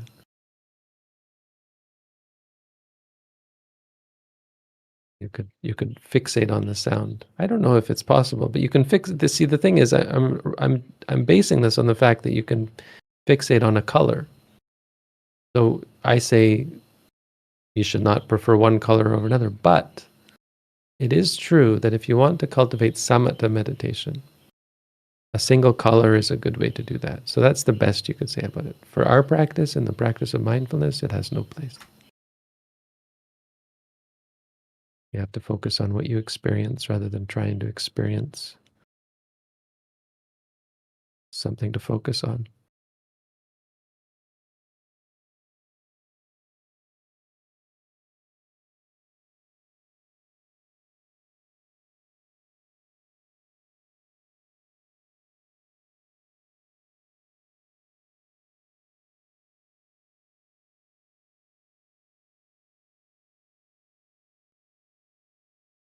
Bhante, we've hit our second hour mark, so we will end our session there. You've answered all the questions that were asked today. Thank you so much, Bhante. We always appreciate and value your time and wisdom. Thank you everyone for coming out. I appreciate that we had a substantial number of people reading today. That shows that our core group is still alive and well. Appreciate that you all come back. I appreciate, of course, those of you who are still coming to run this. It's not for my benefit. You're not doing it for me. You're doing it for yourselves and for all the people who come. You make this possible. So, sadhu, I appreciate that. I appreciate everyone who came and asked questions. It's always remarkable how many questions there are, and a lot of good questions. By good, I mean the questions that I see as good are, of course, the ones that relate to your meditation practice. And it's great that people are always asking these sorts of questions. The others are fine as well, but the ones that are really, really great are for people who have questions or having problems with their practice. It's not great that you're having problems, but it's great that we were able to help, that this session was able to help. And that's the point, is that this is supposed to help. I think there's great help in just coming out to listen and take part, and even just to sit quietly. Again, the mental activity involved with this is on a different level of mental activity in an ordinary realm.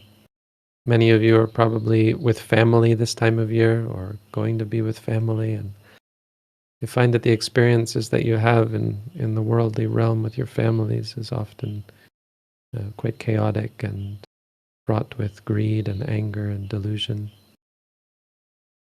And so there's a quiet respite from all of that, the ability to have this time where we focus our attention on higher things, things that go beyond the worldly, beyond the mundane.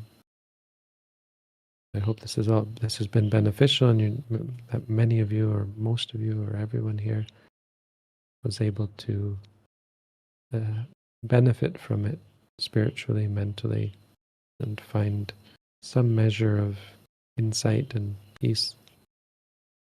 I hope that through the value and the goodness of all that you have done here, and all the good that you have done in the past, all of the good things that I have done in the past, and all of us have done in the past, may all of that be a support. May the power of all of that goodness be a support for all of us, along with the power of the Buddha, the Dhamma, and the Sangha, to protect and keep us from danger, keep us from suffering and enmity and calamity and all sorts of bad things.